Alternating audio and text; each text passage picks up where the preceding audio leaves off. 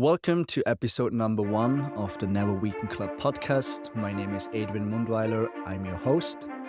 In this episode, we're going to talk about my journey, about my childhood, my ice hockey career, how I got into CrossFit, and of course also the CrossFit career in itself. So let's dive into it. I grew up in a small town in the Swiss mountains called Celerina. And my childhood was very active. Both of my parents, very active people, meant that in summer we spent every free minute on a mountain bike or hiking in the mountains. And in winter was all about skiing, ski cross country, and also, of course, for me, ice hockey. And I remember clearly, beside doing all these sports, I had this early love for ice hockey. A good example, first day in school, the teacher was asking us these questions about what's your favorite color and what's your favorite animal and what you want to do once you're grown up. And I remember my answer was, I want to be an ice hockey player. And the teacher was like, no, Adrian, you need a proper job. And I was like, whatever. So I said lawyer because my mom liked to watch the TV series about a lawyer. So lawyer it was. Fast forward around age 10, 11, ice hockey started to get more serious. Also, I started to have this mindset of if I want to be better than everyone else and realize my dream as a professional ice hockey player, I need to get better than everyone else. I started to do these little things. For example, I started to wake up in the morning 10, 15 minutes earlier than my mom used to wake me up. I started to do every morning 50 push-ups, 50 sit-ups, and 50 lunges. It just gave me the belief if I do this every day, Monday to Sunday, I will get stronger than everyone else. Before the ice practice, I started to running up the stairs, jumping up the stairs for explosive strength.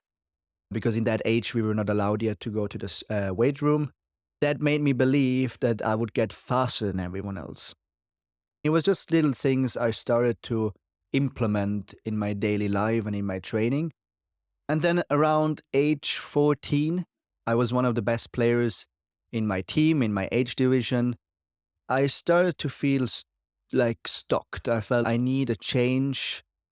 I need a better environment if I want to reach my dream as a professional ice hockey player. So I went to my parents and I told them that I want to leave home. I want to move to a different club. And 3 months later, I moved away from home in the age of 14, left my parents, moved into internat or like a boarding school. It was a new chapter. Like I went from training 5 times a week to training 2 times a day. The school was a sports school, and that meant that we had a bit less school. So the less important things in school we didn't have, and we were mostly focused on just important things like math, language, and these kind of things. That meant we had more time to train. So a day, for example, looked like we woke up in the morning 6:30. We drove to the ice ring at 7:30 to 9. We had practice. We had a shower, got driven to the school. Then we had school from 10 to 2, had lunch, and then we had school again from 2 to 4. After that, we had again ice practice. There was a big change in the beginning because I went from training 5 times a week to literally training 10 times a week. But I loved it. I loved the environment, that everyone was chasing the same dreams. Also, I got a new head coach, and his name was Christian Rög. And he was one of the toughest motherfucker coaches I had in my life or in my career for sure. It was all about discipline. Also, he shared that mindset that we were a small team. And if we want to beat the bigger teams, the better teams, we need to do more than them. That was literally the same mindset I already had from a young age. That do that extra rep more than everyone else and you will beat them at some point. And I remember he used to do with us these surviving days, or surviving weekends, that's how he called them. That was in summer preparation. One of the days was a Saturday. We met 8 o'clock in the morning at the gym. Then we had for 90 minutes, we had a strength training. What was actually funny, very similar than CrossFit. So we had different stations and we switched station for each minute. Then we had to inline skate for 30 kilometers. And then we came back. We had to run for another 10 kilometers. And to finish the day, we had to cycle around the lake, what was 160 kilometers on mountain bikes. All this, of course, had a training perspective, but also a very big mental perspective, because it literally felt if you would give up or if you would not finish that day, you would literally get kicked out of the team. Another thing we did was a surviving weekend where we were hiking over the Swiss mountains for 14 hours, slept on top of a mountain in only what we had was a sleeping bag. It was ice cold. I remember that exactly. And he woke us up in the middle of the night and we had to keep hiking up mountains. Once we went down the mountains, we had to cycle and inline skate and kayak back home. And yeah, I love these kind of things, like testing, of course, the body, but also testing our mind and how bad we want to go through that and how bad we want to survive it. For the second year in the new club, I finished school. Once you finish school, you either go studying or you find education in a job, what normally takes around 3 to 4 years. I decided to go into metal construction. What I didn't realize back then that it's a very hard and physical job. Beside playing ice hockey, luckily I found a company I still could do my morning training. I was working less, but it was still, especially in the beginning, a big change. Going to work and then go training again took so much more energy out of me. Then at age 16, I was switching age division. I went to the oldest junior category, and that meant I switched club again. I signed a contract at EV Zug, what was one of the biggest known clubs in Switzerland. That meant also I got a new head coach, and my head coach was back then Leo Schumacher. A very similar mentality than Christian. Like the discipline was a high count, but also a very hard mentality. I like that as well. Learned a lot from him too in my sports career, but also for life. Sadly, he died a few years ago. Rest in peace, Leo. The first year was very tough. I was the youngest and I didn't play much. After the season, I was sitting down. I wasn't happy and I decided I need to make a change. That was when I went the head coach to Leo and I said, hey, I would like to train during summer by myself, because usually you train as a team, you just get one program, everyone follows the same program, and that's it. I believed if I want to make a step forward for the next season, I need to do things differently. I need to work on more on my strengths. I need to work more on my specific weakness. That's what I believed I would get a better player.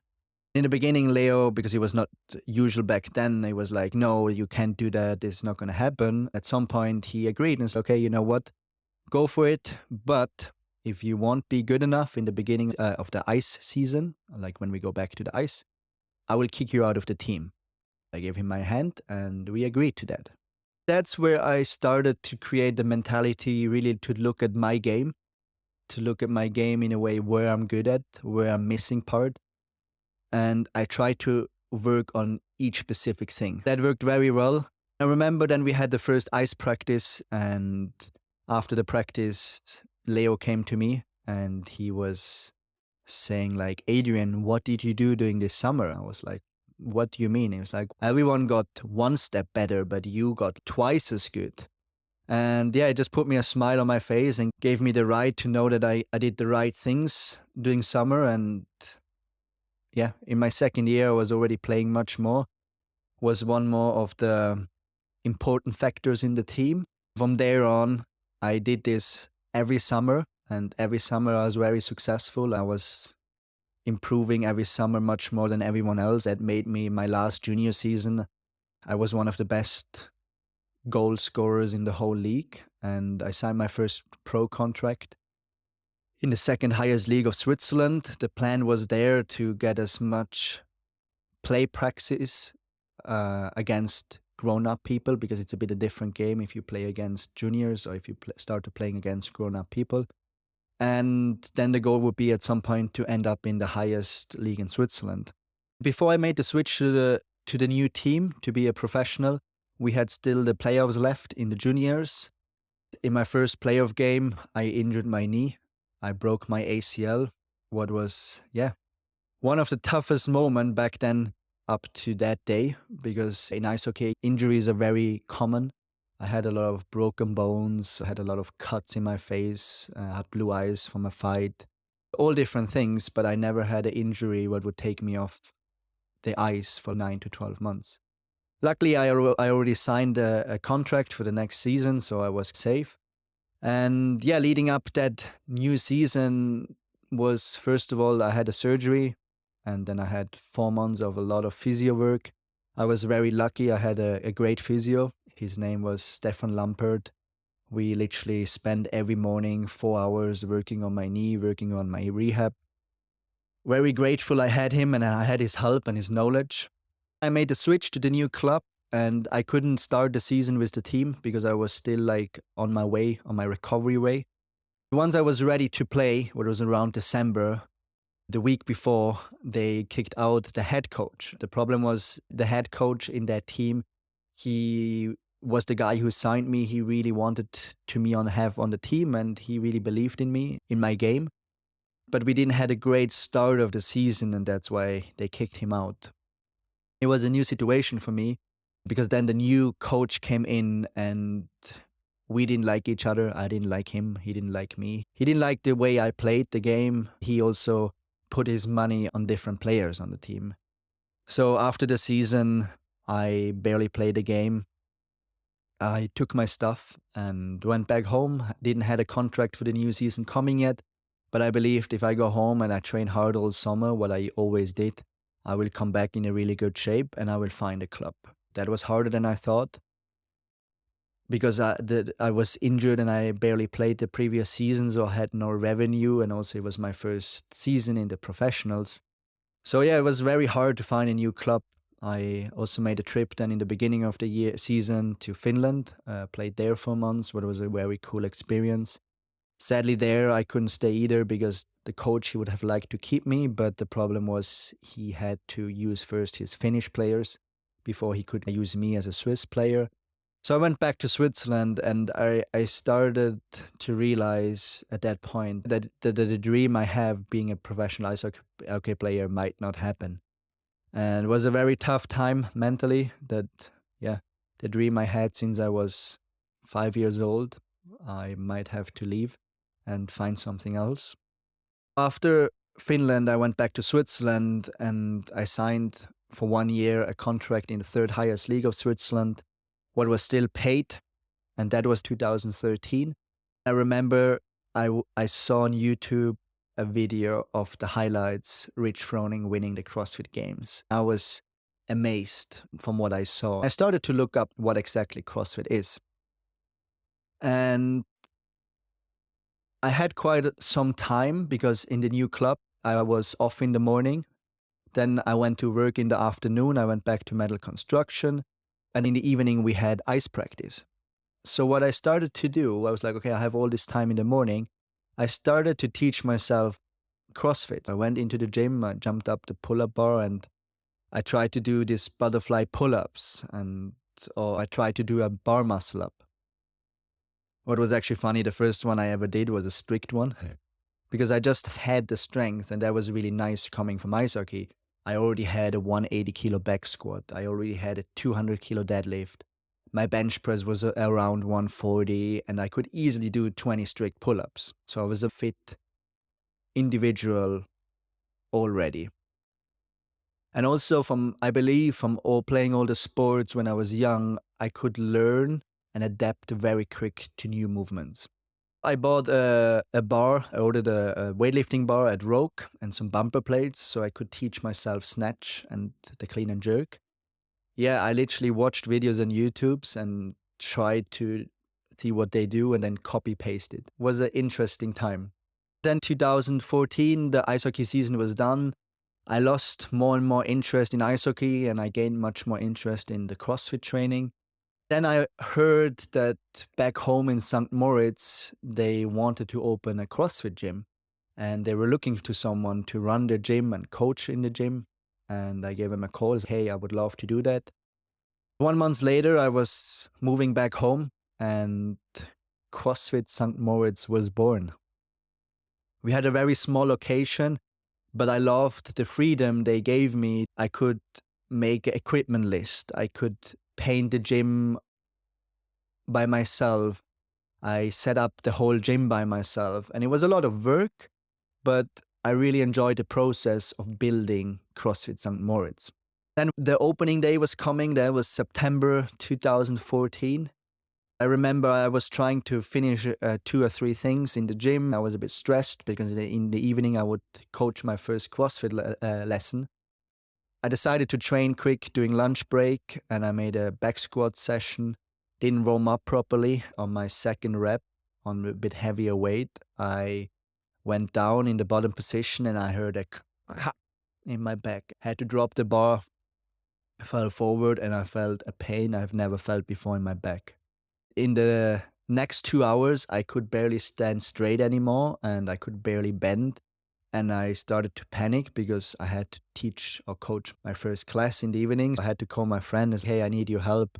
I need someone to come and show the movements. Somehow we made it, and I made it through the class and people loved it. And yeah, that was the start. Then for my back, it didn't got much better. I went to the doctor, made an MRI, and we could see there was some bulge disc problem. And actually funny, the doctor back then, that was 2014, so that was 10 years ago. I was like 22 years old, and he told me, hey, you cannot lift heavy anymore. I told him, hey, I'm just beginning of this new thing. I want to be a CrossFit professional athlete. I was very scared to get back into movement. So I did for a long time just some conditioning machine stuff and a lot of body weight stuff. It was a lot of it strict. From the beginning, I always programmed by myself. I really enjoyed the process to think how to program. Also, I love the process of how to think of how to make a movement better. Okay, a muscle up. Okay, where is my weakest point in the muscle up? Okay, how can I get better in that specific area? Train that and then put it back together and see if I got better. These little things and the process is something I really enjoyed. I also used to do some crazy stuff. For example, once I did a workout 100 to 10. So you do 100 reps, then you do 90 reps, 80 reps, all the way down to 10 of strict pull-ups, strict handstand push-ups, and strict ring dips. So there's 550 reps of each. And yeah, just crazy things like this. I'm not saying you guys should do that. It wasn't the smartest thing I've ever done. Then it was May 2015. I decided I want to go for a training camp. And I saw CrossFit Mallorca on social media back then. It looked like this really cool gym. And also Mallorca, I liked the idea of because I was already into cycling. So I was like, okay, I go to Mallorca, I can train at the gym. And on my conditioning days, I can go and cycle around the island.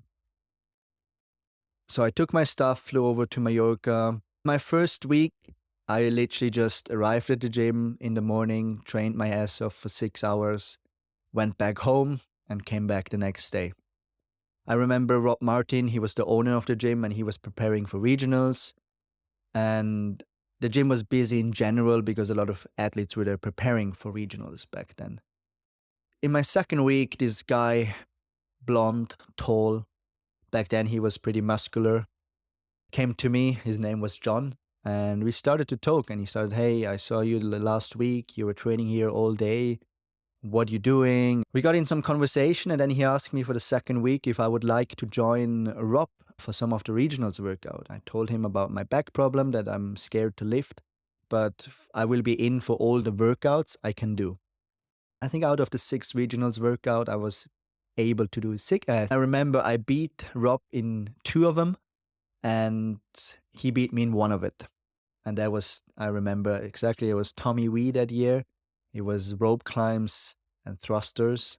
That was the first time I actually did a normal rope climb. It was probably more like a legless rope climb because I didn't know how to use my legs.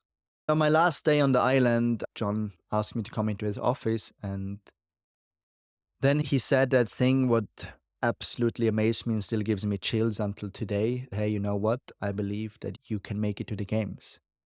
Imagine my situation. I was there just getting started into CrossFit with a half back. I haven't lifted at all, really. And there's this guy working with a lot of high-level athletes out of Europe, and he believes I could make it to the games. And the belief he had and the words he said, it was just fire to me. It was, yeah. Also, he asked me what program I'm doing. I explained him that I do my own programming, and he was very interested in that. He asked me if I could send him every week what I'm doing. So I went back home, very motivated from that training camp I had in Mallorca. Send every week my training to John. We stayed in contact.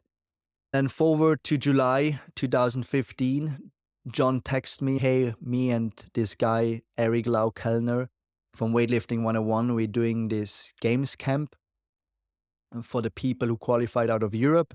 Also, we invite some regionals athletes, and I would love you to come. A week later, I was on the flight to the UK, to Wigan, CrossFit JST. And yeah, that's where I met Eric the first time. He reminded me of his coaching style, of his way, how he was, and how passionate he was about the sport of weightlifting, a lot about my old ice hockey coaches.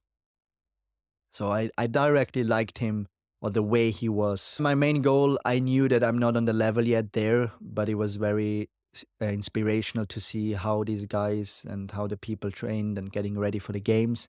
And my main point was just to learn. And just give you guys a bit of insight how far away I was from these guys. We did a clean ladder, and that was the first time I ever cleaned 125. It was an easy lift. It looked super easy, but I was just so scared of my back. And yeah, Lucas Esslinger, for example, who was back then at the regionals, he cleaned 160. So just to see the difference of a gap where I was in 2015, weightlifting wise. The funny thing is, after the camp, John told me later actually that Eric went to John and he said, hey, what are you doing with this Adrian guy? You're totally wasting your time. He will never be a games athlete. He will never be great. That added fire again, went back home, trained harder, trained more, tried to start lifting more because I started to feel confident again under a barbell. Then later that year, that was September, John made me to sign up for my first ever CrossFit competition, the Icelandic Throwdown. I did the qualifiers, my first ever qualifiers, like doing a workout and filming it. Had to get used to that. I qualified, went to Iceland. We had there a little training camp before with Sarah and BK, what was really cool. I did the Icelandic Throwdown. I was the only guy not from Iceland there, and I felt like everyone was hating me.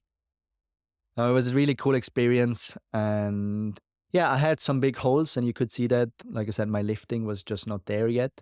But I could see that in some workouts I was even able to push BK, and that kept me very positive. I think I finished the weekend on a 5th or 6th place in a very solid field. After Iceland, I went back home and I started to realize that I feel stuck again back home because the problem was the gym was very small. We didn't had all the equipment. And also because I was literally running the gym, I was coaching, I was the secretary, I was the reception girl, and I was the cleaning lady, that I didn't felt that I had enough time and energy to focus on my training.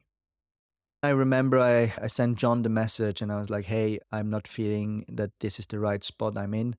And how about I move to Mallorca and start training full time? His response was, hey, I think this is a great idea. You should do this. And you can come over and you can stay for free. That was amazing. That made me so happy to see that message or his reply. So luckily, one of my friends took over CrossFit St. Moritz and I was free to go. And in January 2016, I moved to Mallorca. Also, that was the time, like I said, John really liked the way I programmed, the way I looked at things. He got the idea of, hey, we should start a program. The idea was that he would do the coaching, he would talk to people, and I would write the programming. And this is how the program without A was born. Yeah, I still don't like the name. Another great thing what happened was that Eric from Weightlifting 101 was moving to Mallorca as well. And that gave me the opportunity to work every day one-to-one with him. And we had this crazy improvement from I was snatching in January 110 kilos to 3 months later I was snatching 130 wood. Also, I signed up for my first CrossFit Games Open. Back then it was 5 weeks, 5 workouts, and it was the direct ticket to qualify to regionals. It was a very stressful time. I made it through. I placed very well, finished the Open in Europe on 5th or 6th place and qualified for my first regionals. And of course, I was happy, but I knew that where it counts is the regionals. What was great, we had another training camp in Iceland organized from John and Eric. Some of the best memories happened there. These training camps were just always very unique, very hard, but the vibe was amazing and we just tried to push each other and to get better. Leading up to my first regionals, Samantha Briggs and Sarah Sigmundsdottir came to Mallorca because Sarah was coached by John back then and they made the preparation there. That was really helpful for me too, not to be alone and also to learn from more experienced athletes. And then yes, regionals 2016 happened in Madrid. I had this really cool feeling that no one was really knowing me. I had this underdog mentality to just show up and show everyone how good I am. It worked out very well. I finished the weekend 4th place, qualified in my first year to the games. I made the hat trick of first year Open, first year regionals, and first year games. And it was a very cool feeling. It was just perfect. The regionals in Madrid was still up to date, one of my favorite competitions. I remember it like it was yesterday. It's crazy. Then sadly, during the games prep, me and John had some arguments with some different view of things, and we decided to break up our relationship. That meant I was also not programming anymore for the program. And yeah, I was literally on my own.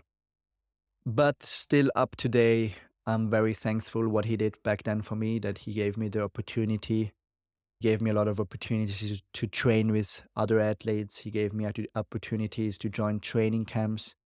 And yeah, I will always be so thankful that he was the first one believing in my abilities and believing that I can have a career in the sport. And that really lit the fire in me. My first year of the games came up. That was the year, it was the last year in Carson. It was the 10th year anniversary of the games. That was the year we had our first day at the range at Dave Castro's. I remember the first event was at the 8K trail run. I wasn't great of a runner back then, but I was really good in running uphill.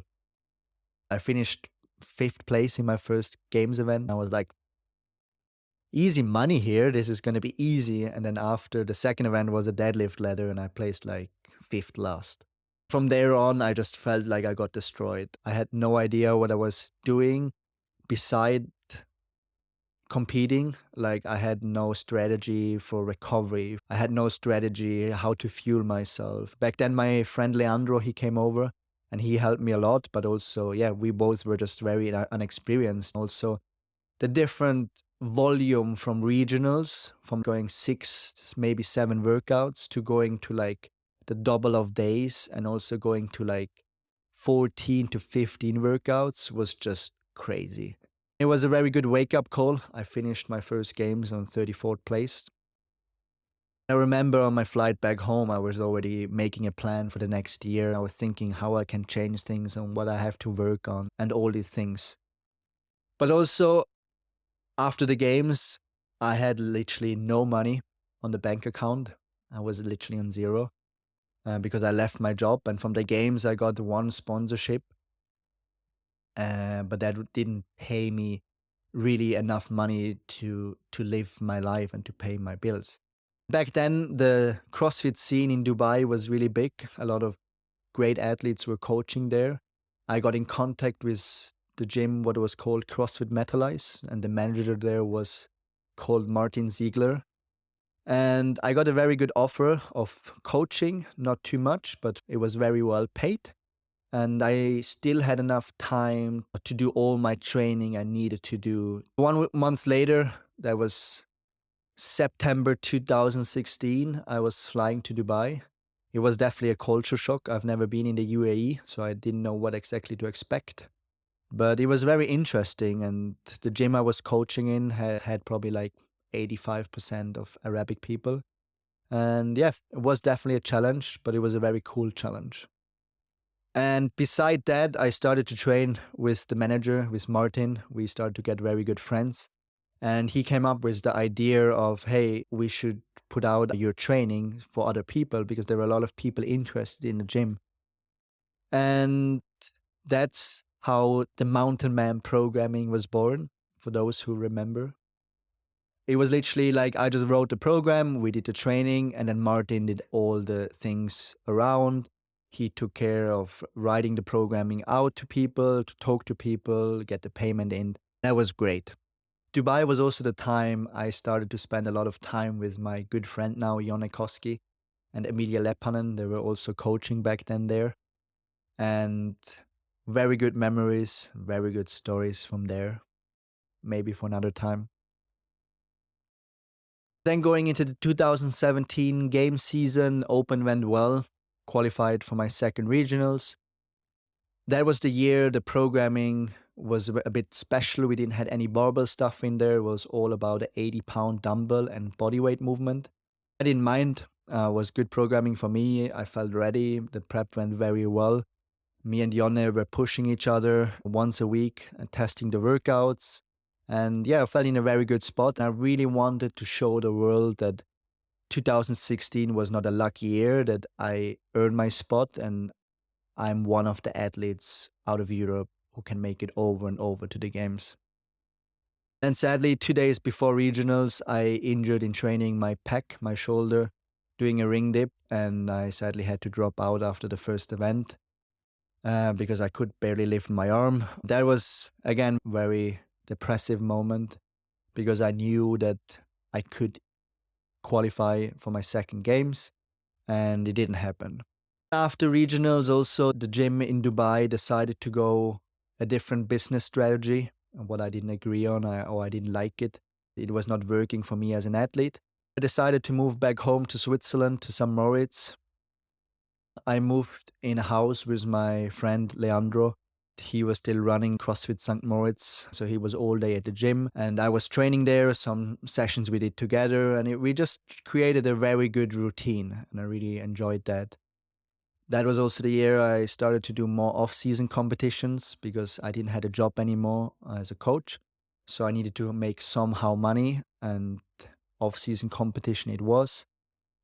And yeah, some of these off-season competitions was win or survive because of course you always want to win a competition you go in, but if it's about I need to win this competition because I need to have this prize money, otherwise I don't know how to pay my bills for the next 2 months. That was a totally different drive. Luckily, I won most of the competitions I signed up for and I made the money and I could pay my bills. Going into the 2018, the Open was a bit chaos. I got sick, was not feeling great, but I qualified to my third regionals in a row and I was very excited because that was the year the regionals were in Berlin. And I'm half German. My mother's side is German, so it felt like a little bit like my hometown regionals. The leading up to regionals went very well. I got back in a very good training routine. I stayed healthy, I stayed injury free, and I showed up in Berlin. I finished my third regionals, second place. Beside Madrid in 2016, the regionals in Berlin was probably also one of my favorite competitions. Still remember it, same as the Madrid one, like it was yesterday. I qualified for my second games. I was satisfied. Of course, I would have loved to win, but second place it was. And I was just happy to be back again and be healthy again. Leading up the games, I had to switch up my program a little bit because I felt I had a little bit of knee injury, a little bit like inflammation there, so I could not lift as much as I wanted. But beside that, the preparation went really well. Then we had the games 2018. That was for me the first year in Madison. I was excited to see a different location. Also, the games started with a bike event where I was very excited. Bike was one of my biggest strengths, and I could start the 2018 CrossFit Games with my first career win in the crit race. That meant I was wearing the leader shirt for the next two events. Before I had to give it to Fraser, and he kept it how we know for the rest of the weekend.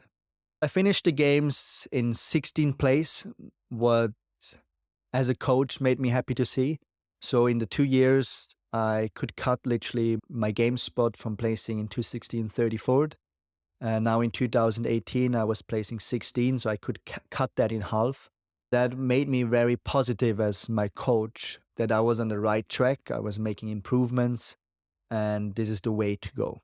For the off-season 2018, I started to get more sponsorship money, but also I still was reliable on off-season events. So I still had to go and do some off-season events and win them to pay my bills. Then the big change happened in CrossFit where they got rid of regionals for the 2019 season. There were now different ways to qualify to the games. So either you placed top 20 in the open worldwide, or you won the national champion in the open in your country, or you could win one of the sanctional events. I did the open, I win national champion in Switzerland, so I was directly qualified. Then we had this long gap of preparing for the games. That was the year Rogue Invitational came up for the first time. I really wanted to do that competition because it looked really cool. I did the qualifiers, I qualified. That was very exciting. Sadly, there I had to drop out after the third or fourth event because I pinched my nerve in my latissimus muscle and I could literally not use my left arm anymore. After that, I decided to go to Austria to preparing for the games. The reason was one of my best friends is living there, David. I just thought the environment would be great. There is a lake to swim in. I couldn't bike there. The gym is great. And also the environment, being around my friends, would help me mentally. I had probably, my best time leading up the games. I felt in a good spot. Training went very well. Stayed injury free. Then the 2019 games showed up. And again, it was a different system. Usually we had the top 40 in the world there. Now we had 170 guys and 170 girls competing there from all over the world.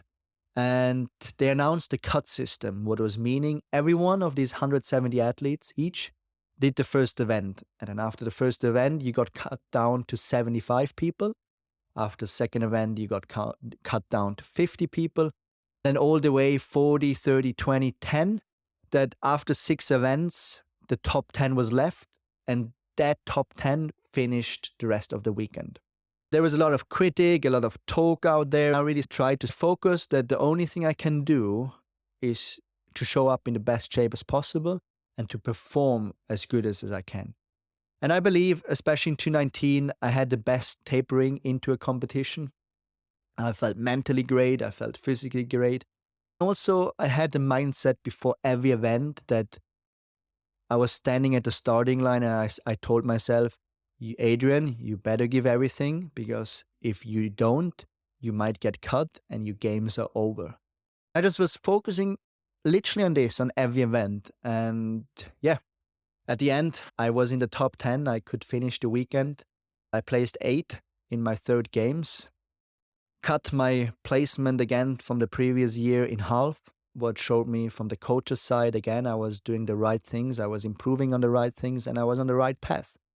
Also, that gave me a lot of new sponsor opportunities and more money and definitely put my name out there. Then again, 2019, did some off-season events just because I really enjoyed it. For example, things like the Swiss Alpine Battle with Samantha Briggs as a partner competition, one of my best memories I have in the sport. Such fun weekends.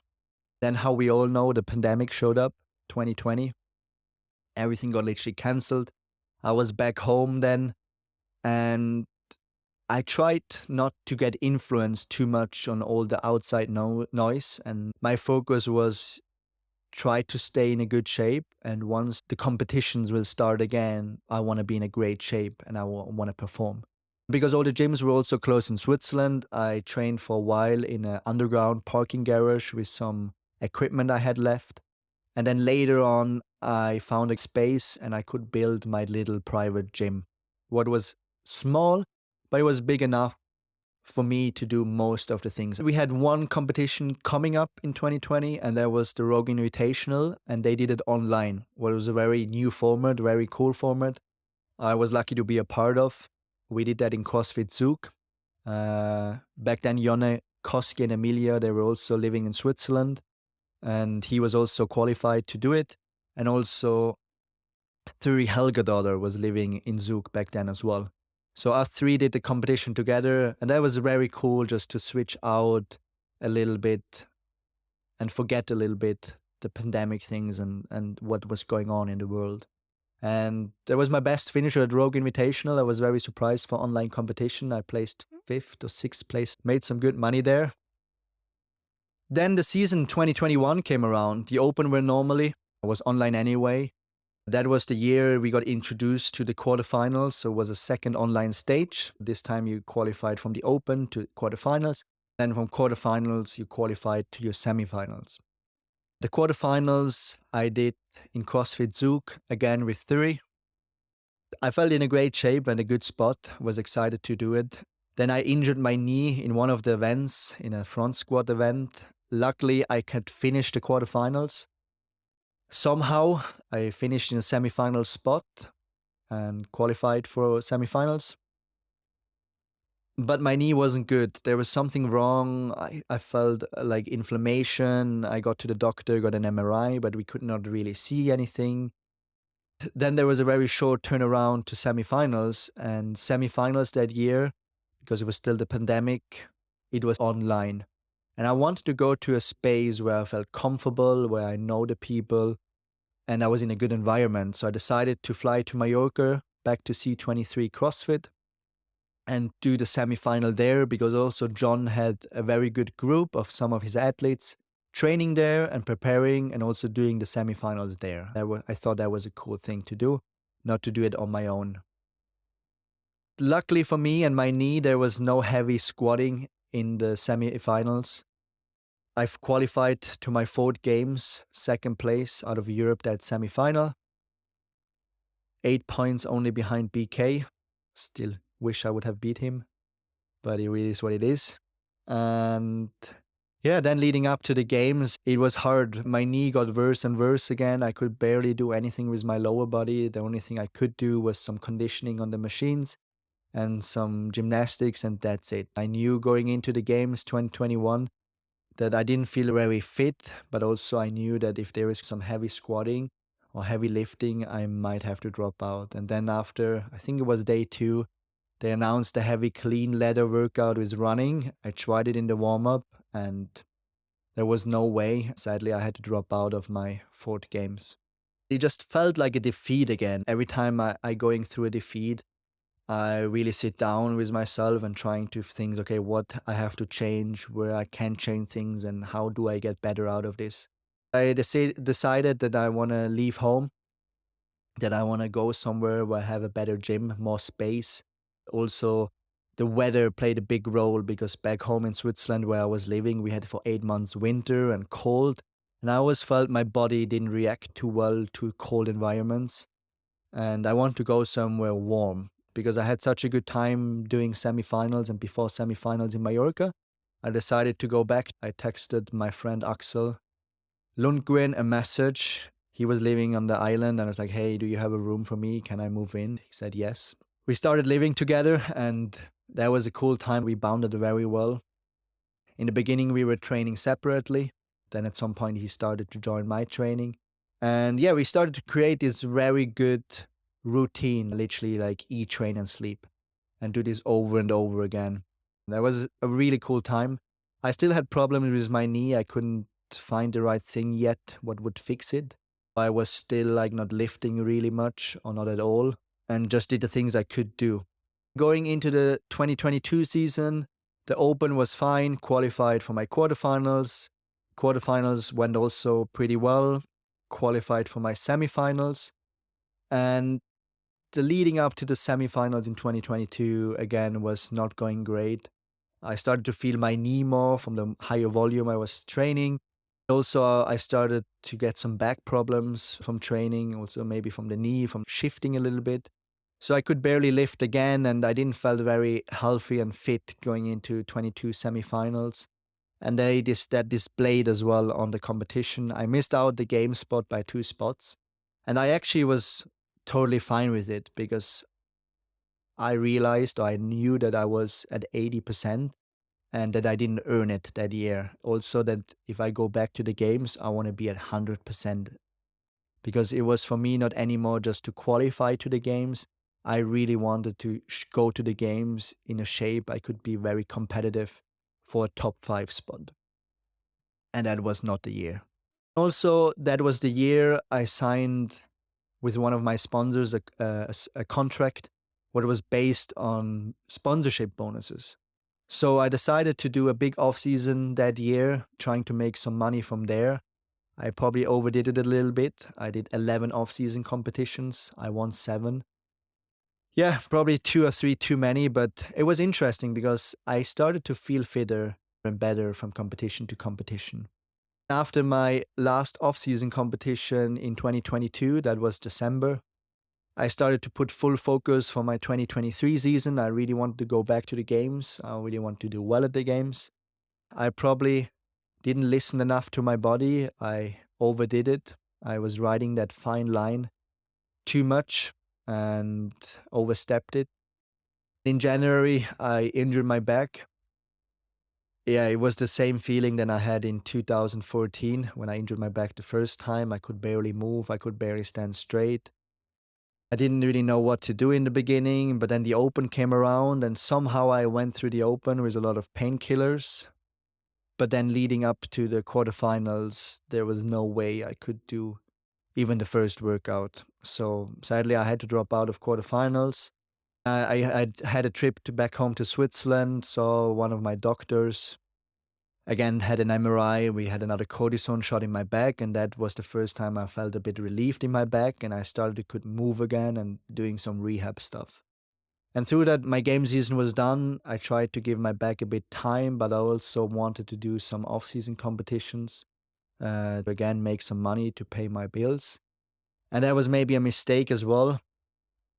I should have maybe just set out the year and really give my back some time, but I did 2 off-season competitions. They went well. One I've placed on second and the other one I won.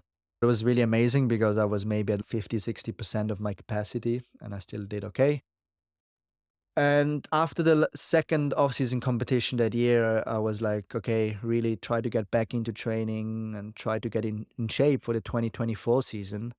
And again, I didn't learn maybe enough from the year before, but I pushed a bit too much, a bit too hard on certain things. I didn't listen enough to my body, or I didn't give my body enough rest.